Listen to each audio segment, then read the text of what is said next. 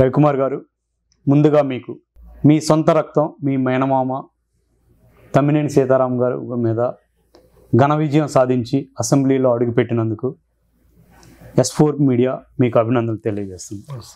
రవి గారు, మీ రాజకీయ ప్రయాణం గురించి మా S4 మీడియా వీక్షకులతోటి షేర్ చేసుకోగలరా? ముందుగా రాఘవ్ గారికి అలాగే S4 మీడియా వారికి ప్రేక్షకులకు అందరికీ కూడా నా నమస్కారం తెలియజేస్తున్నాను. నేను చదువుకునే రోజుల నుంచి కూడా రాజకీయాలకు రావాలని నాకు పెద్దగా అభిలాష. చదువుకునే వాళ్ళు రాజకీయాల్లోకి రావాలి అనేటటువంటి ఎన్టీ రామారావు గారి పిలుపు నేను చిన్నప్పటి నుంచి, అంటే చదువుకున్న రోజుల నుంచి కూడా చాలా ఆకర్షితంగా ఉన్నటువంటి మాట అది. అందుకనే ఇంజనీరింగ్ నేను ఆ రోజుల్లో పూర్తి చేసిన తర్వాత రాజకీయాల్లోకి, ప్రత్యక్ష రాజకీయాల్లోకి నేరుగా వెళ్ళడం జరిగింది. ఆ రోజు ఎన్టీ రామారావు గారు తెలుగుదేశం పార్టీ అంటే ఒకే ఒక్కటి, మా తండ్రులు కానీ పూర్వం నుంచి కూడా మేము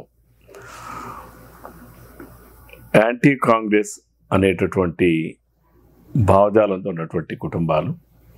తర్వాత తెలుగుదేశం పార్టీ ఆవిర్భించిన తర్వాత తెలుగుదేశం పార్టీలో దాన్ని రావడం, ఆ లెగసీ అనేది కంటిన్యూ చేయడం. ఆ రోజు ఎన్టీ రామారావు గారి పిలుపును అందుకుని రాజకీయాల్లోకి వచ్చాం. తెలుగుదేశం పార్టీ నినాదం, సిద్ధాంతం ఒకటే. ఎన్టీ రామారావు గారికి ఎవరో అడిగితే, నేషనల్ మీడియా వాళ్ళు అడిగితే ఆయన చెప్పాడు, మీ పార్టీ సిద్ధాంతం ఏంటని అడిగితే, సమాజమే దేవాలయం, పేదవాడే దేవుడు. సింపుల్. దాంట్లో చాలామంది మీడియా వారికి కూడా అర్థం కాలేదు ఎన్టీ రామారావు గారు చెప్పినటువంటి. కానీ ఈరోజు తెలుగుదేశం పార్టీ నాటి నుంచి నేటి వరకు కూడా, ఇప్పుడు చంద్రబాబు నాయుడు గారు పరిపాలనలో కూడా అదే సిద్ధాంతంతోనే కార్యక్రమాలు, పార్టీ పునాదులు కానీ ప్రభుత్వ కార్యక్రమాలు కానీ అదే సిద్ధాంతం మీద నడుస్తూ ఉన్నాయి. ఆ రోజు అందుకనే రాజకీయాల్లోకి వచ్చాం. రాజకీయాల్లోకి నేను వచ్చిన తర్వాత ముందుగా స్థానిక పరిపాలనలో భాగస్వాములు అయ్యాను. మండలాధ్యక్షుడిగా పనిచేశాను, జడ్పీటీ సభ్యుడిగా పనిచేశాను. ఆ రోజు కొన్ని కారణాల వలన చంద్రబాబు నాయుడు గారు వారి నాయకత్వంలోనే నన్ను తెలుగుదేశం పార్టీ నుంచి సస్పెండ్ చేయడం 1999 డిసెంబర్ 31వ తారీఖు నాడు. 2001లో జరిగినటువంటి స్థానిక సంస్థల ఎన్నికల్లో ఆ రోజు నేను ఇండిపెండెంట్గా ప్యానల్తో ఆ పొందూరు మండలం, నా స్థానిక మండలం పొందూరు మండలం, ఆ రోజు చీపురుపల్లి నియోజకవర్గం అది. ఆ రోజు నేను ఇండిపెండెంట్ ప్యానల్తో నేను ప్రజల్లోకి వెళ్ళడం, జడ్పీటీసీ అభ్యర్థిగా అలాగే ఎంపీటీసీ అభ్యర్థులుగా అందరినీ కూడా పెట్టి వెళ్ళడం.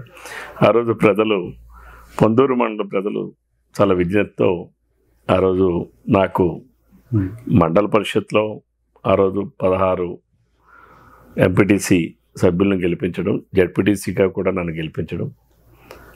దీంట్లో ఆ రోజు నా కుటుంబ సభ్యులనే మండలాధ్యక్షులుగా పెడుతూ నేను జడ్పీటీసీ సభ్యుడిగా ఉంటూ ఆ రోజు ఇండిపెండెంట్గా ఉన్నాం. తర్వాత మరలా చంద్రబాబు నాయుడు గారు పార్టీలోకి రమ్మని ఆహ్వానించడం, మళ్ళీ తెలుగుదేశం పార్టీలోకే నేను వెళ్ళడం అన్నీ జరిగాయి. ఆ తర్వాత నియోజకవర్గాలు పునర్విభజన వచ్చింది. పొందూరు మండలం ఏదైతే నా స్థానిక మండలం ఉందో అది ఆమదాలవలస నియోజకవర్గంలో యాడ్ అయింది.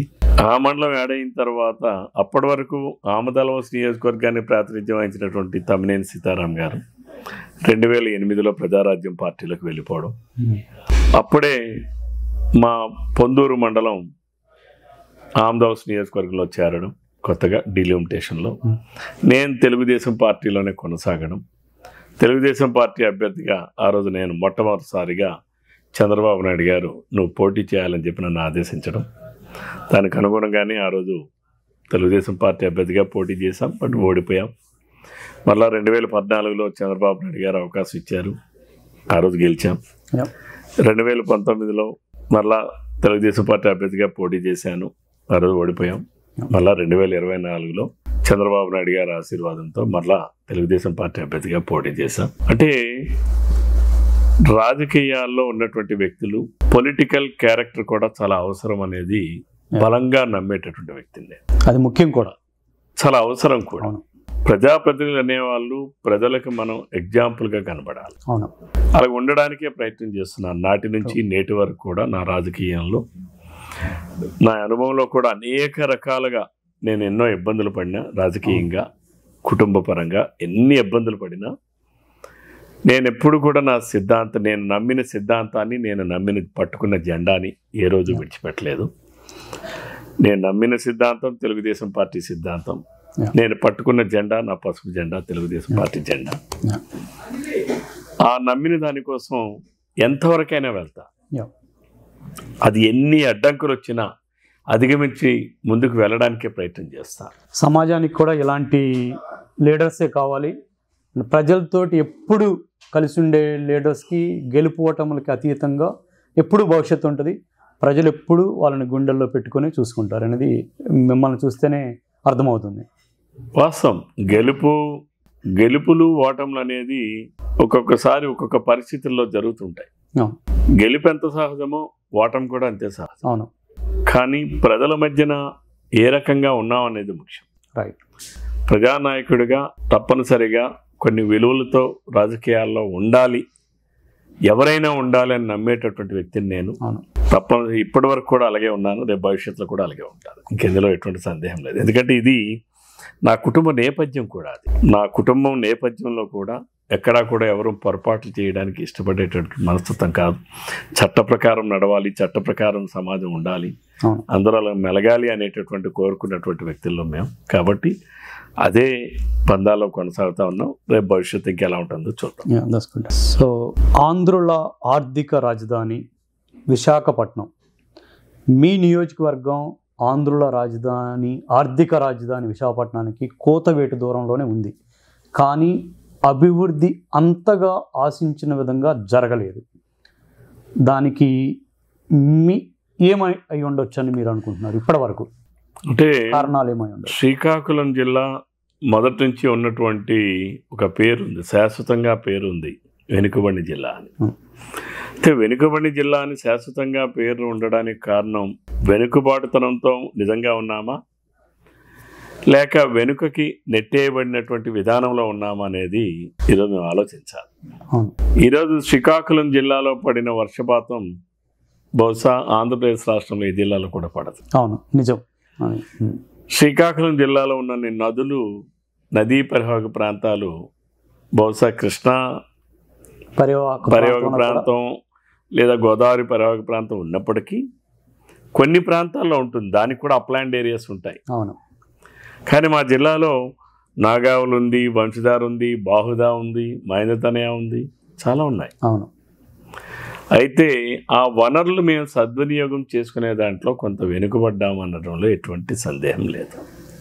కారణాలు ఏదైనా కావచ్చు. ఈరోజు మా శ్రీకాకుళం జిల్లాలో నేను మొన్న ఒకసారి రివ్యూకి మేము కూర్చున్నప్పుడు నేను అంతా పరిశీలన చేస్తే గతంలో ఉన్నటువంటి ఏదైతే మా బొబ్బుల ఎస్టేటు, విజయనగరం ఎస్టేటు, ఆ టైంలో ఆ కాలంలో నిర్మించినటువంటి ఇరిగేషన్ సిస్టమ్ ఏదైతే ఉందో దాని ద్వారానే ఈరోజు కూడా మేము సాగు చేసుకుంటున్నాం తప్ప భారతదేశానికి స్వాతంత్రం వచ్చిన తర్వాత, ఆంధ్రప్రదేశ్ రాష్ట్రం ఏర్పడిన తర్వాత శ్రీకాకుళం జిల్లాలో అనేక కార్యక్రమాలు చేసినప్పుడు కూడా ఈరోజు కూడా పూర్తి కాలేదు.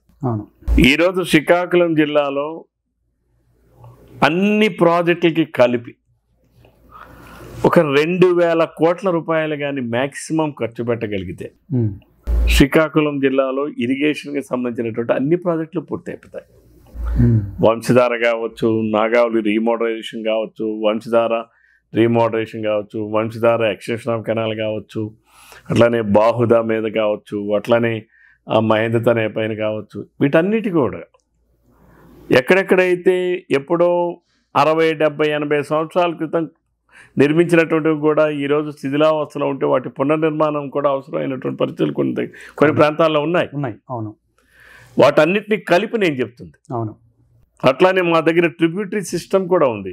ఇక్కడ మా దగ్గర ఉన్నటువంటిది ఏంటంటే కృష్ణా జిల్లా, వేరాజ్ గోదావరి పరివాహక ప్రాంతాల్లో కాలువల సిస్టమ్ ఎంతైతే ఉందో అక్కడ డ్రైనేజ్ సిస్టమ్ కూడా ఉంటుంది, ఎస్టాబ్లిష్ అయింది. దానికి సపరేట్గా కార్యాలయాలు కూడా ఉంటాయి, దానికి ఇంజనీర్లు ఉంటారు, ఏఐ ఉంటాడు, డిఈలు ఉంటారు, ఈఈలు ఉంటారు, ఎస్సీలు ఉంటారు. సో వేరే మా దగ్గర ఓన్లీ ఫీల్డ్ కెనాల్స్ కాలవలే తప్ప డ్రైనేజ్ సిస్టమ్ లేదు. అవును. దానికి మాకు డ్రైనేజ్ సిస్టమ్ అంతా కూడా న్యాచురల్ ట్రిబ్యూటరీ ద్వారానే మాకు ఉంటుంది. ఆ సిస్టమ్ కింద కూడా మాకు కొంత ప్రాంతం కొంత వ్యవసాయం చేసుకోవడానికి కొంత ఆయకట్టు కూడా ఉంది.